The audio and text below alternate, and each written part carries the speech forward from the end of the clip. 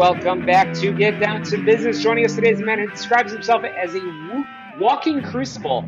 Christopher Hossfeld is a U.S. Army combat veteran with over 20 years of command experience and the founder of Barrel Strength Leadership. Chris does something truly unique. He physically takes executives in elite units like the 101st onto history's greatest battlefields, from Gettysburg to Normandy, to rewire how they lead under fire. And he doesn't just talk about leadership theory, he facilitates what he calls a leadership baptism to forge grounded, intense, and humble leaders who can show up under pressure. Welcome to the show, Chris. Thank you for having me. Absolutely. You have over 20 years of command experience in the U.S. Army. Thank you for your service. Thanks for your leadership. What was the specific crucible moment in your military career that convinced you that traditional leadership workbooks were failing our corporate leaders? The first time I had a phenomenal staff ride. And the difference between a staff ride and a history tour is you go to a location, you talk about it, but you only spend about 40% of your time talking about what happened at that point. But you use it as a framework to project yourself onto today's problems. How might I solve it? What psychology efforts, what frameworks of thinking might I use to take something I see from the past that I might know about and lay it on something that I've never happened before. And the first time I did that, it was eye-opening on what you could do by being on a place and thinking differently about history. You take executives to places like Normandy and Gettysburg for a leadership baptism. When you get a high-performing CEO on that hallowed ground, what's the first layer of their corporate persona that usually cracks?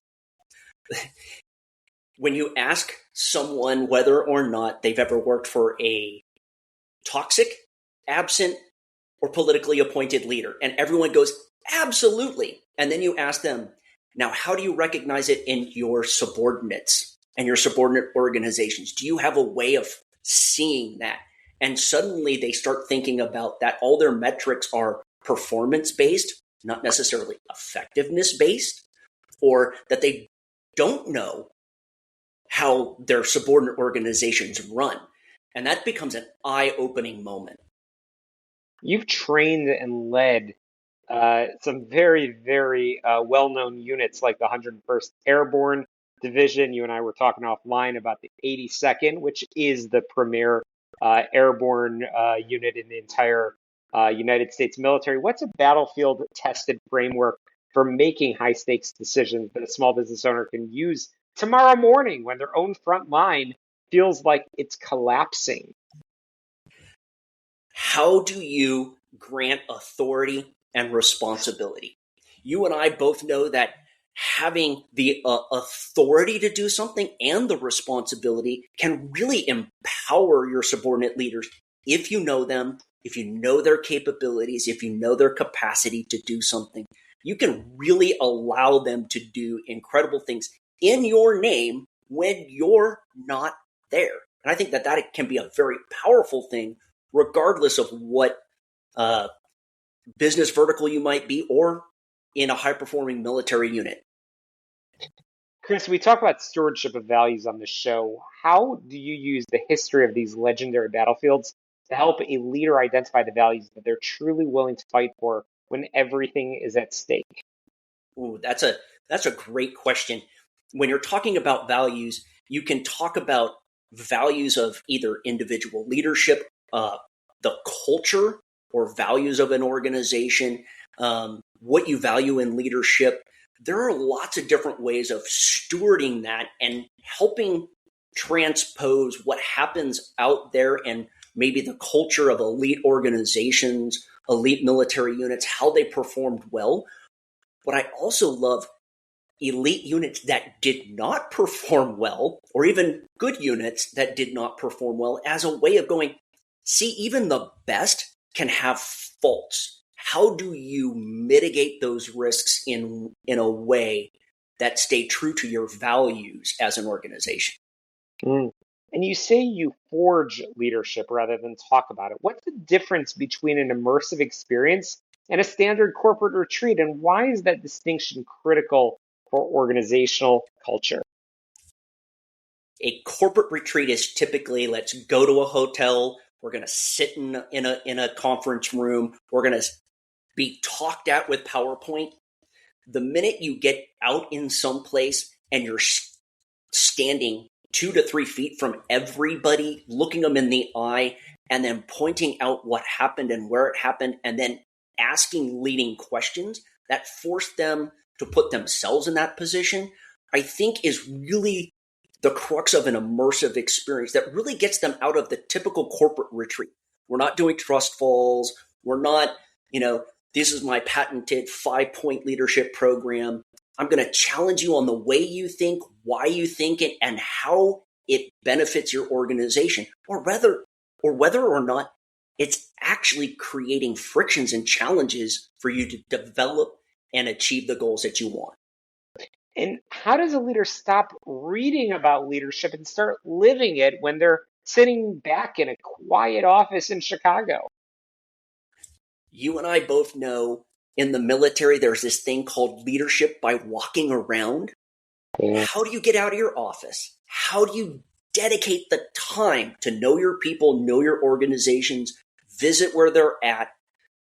And that can be hard, especially when you're in a large corporate organization that may be in multiple different places, because then they know when you're going to show up. And so they plan for it, they prepare it. How do you do that, or how do you have the trusted agent that really tells you what's going on? Balancing those can be very powerful ways, I think. And you've seen unfiltered stories from the front lines of both war and business. What's the most common mental block that keeps a successful entrepreneur from showing up effectively under pressure? I'm going to go for something that is pervasive, especially with the age of information, disinformation, AI, etc., cognitive bias. And that's where you're only taking in the information that forms to your already preconceived mental model. How do you prevent that? How do you get other information in that isn't typical, that causes you to relook what's going on? I think confirmation bias is one of those things that a leader, if you're thinking that this is what I expect the intelligence to tell me, well, then that's the way you're going to look at it. And that's the same way you can look at your not your adversaries in a military sense, but your corporate competitors in the same way. If you're expecting them to do something or expecting a specific product, then you're going to see everything through that lens. You've got to find ways to do that, especially if you're an entrepreneur and you're trying to grow your business in new ways and into new markets. You've got to find ways to get out of your own preconceived notion and find opportunities and mitigate risks.